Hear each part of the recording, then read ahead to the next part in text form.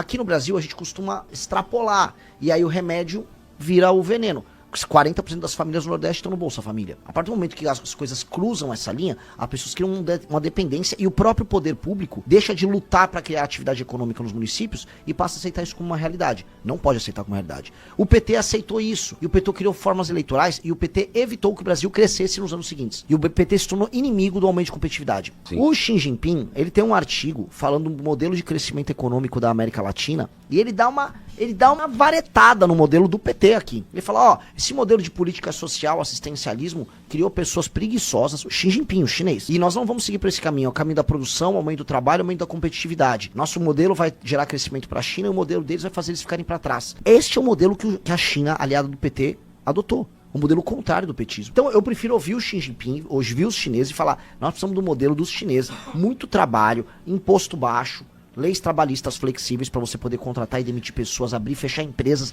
na maior facilidade, atrair investimento estrangeiro e fazer crescer economicamente. A gente aqui só fica falando, vamos distribuir, vamos aumentar direito. Distribuir o quê? Qual dinheiro e qual direito você não consegue garantir? Então, o modelo petista deixou a gente quebrado nessas... E o bolsonarismo? O bolsonarismo... Vamos lá, Flávio Jair Bolsonaro. Eles não têm sequer um projeto. Eles não têm nada. Eles têm uma impressão. E eles repetem chavões. Então, o PT é um partido, tem uma estrutura, tinha um projeto que representava a visão de um tempo equivocado e o Brasil está pagando o preço disso. O bolsonarismo é um culto à personalidade. Você perguntar, Flávio, me fala 5 projetos seus agora. Ele não tem a menor ideia do que ele vai falar.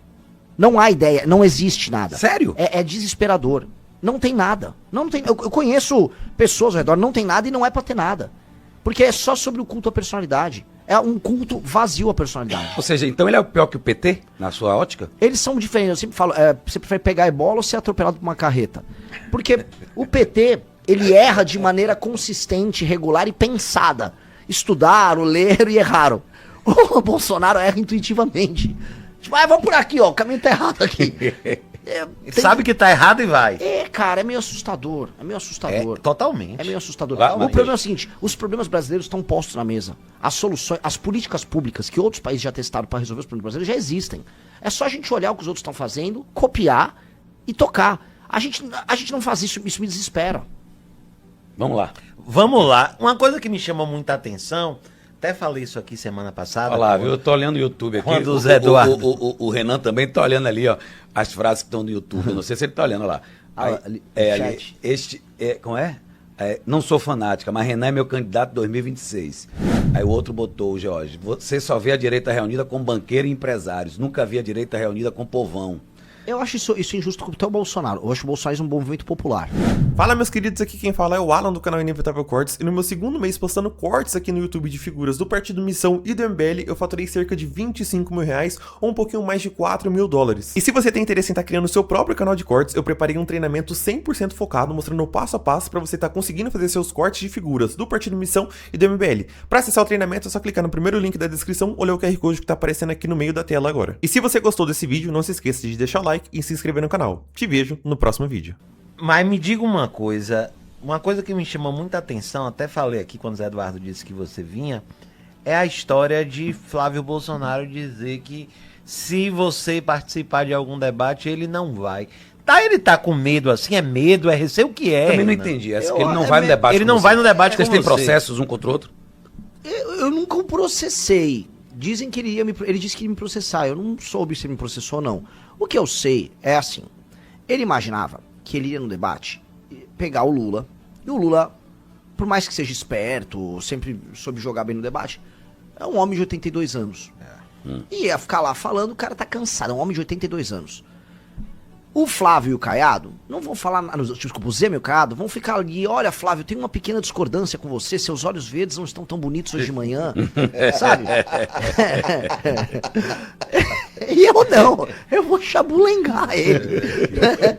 Os dois, né? Os dois, eu vou chabulengar os dois. Se você estivesse no debate com os dois aqui, você tem um arsenal pros dois? Vai ser uma delícia. Só que eu vou te falar, sem querer me achar, só de eu falar o que eu acho diante de uma câmera, da maneira ajustada, já vai gerar um contraste grande. E na hora de perguntar tanto pro Lula quanto pro Flávio, eles terão graves problemas em responder. Vai ser bem difícil eles lidarem. Bem difícil. O Flávio arregou. O Flávio entrou em contato com as emissoras e foi fazer essa chantagem. De não ir pro debate? De não ia, porque ele falando dizendo assim, ó, debate pra ter relevância tem que ter eu, tem que ter o Lula. Se eu não for, não tem debate. Esse cara não tem que ir. Aparentemente, as emissoras, então não vá. Vai ficar uma cadeira vazia escrito Flávio. Ah, tá, porque eu pensei O que... Flávio não tá com esse reggae todo, mas que ele tá achando que ele tá... Não tá com esse reggae todo. O Flávio, pra vocês entenderem, ele não vence o Lula no segundo turno. Não, isso já antes do escândalo tava bem complicado. Hoje, depois do escândalo, o Flávio não vence sob nenhuma hipótese o Lula no segundo turno. Então, o Flávio não é visto mais pelo eleitor antipetista como essa força.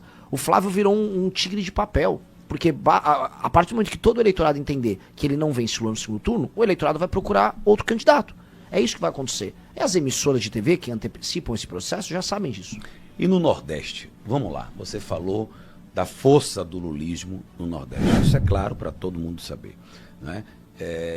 Como é que você pretende ir para cima do Lula no Nordeste? Eu estou vendo já que você já está viajando e correndo rádio, mostrando quem é você, né? Isso é importante. Eu lhe pergunto, essa força do Lula no Nordeste é imbatível? Não, eu tenho notícias muito boas para quem quer tirar o lulismo do Nordeste. O lulismo no Nordeste é uma força que cansou. Porque o Nordeste, veja só, uma coisa é a propaganda. Outra coisa é, o Nordeste se desenvolveu nos últimos 20 anos, quando comparado com o resto do Brasil? Não. Quem desenvolveu foi o Centro-Oeste. O Centro-Oeste, Rondônia desenvolveram, Paraná desenvolveu. Então quando eu olho, o Brasil que desenvolveu é o Brasil mais antilulista possível. É o Brasil que fez o receituário contrário.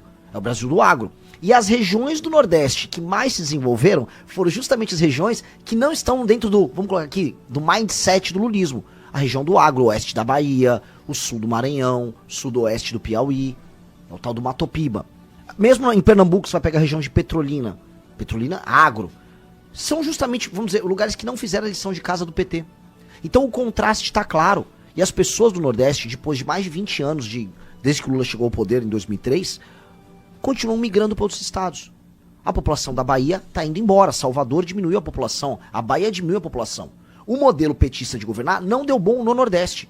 Há, por parte das pessoas mais velhas, uma espécie de uma generosidade com o Lula, uma identificação.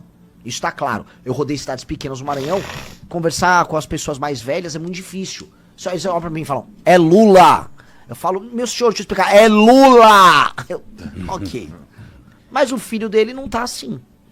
O filho dele tá, não, eu sou entregador, tô trabalhando, não, tá difícil, não. É mais jovem, né? Mais jovem. O cara, roubaram meu celular tal dia, a violência chegou na minha cidade. A chegada do crime organizado nas cidades do interior do Nordeste, o celular permitiu, isso aqui é uma reflexão que o Lula não tava pronto.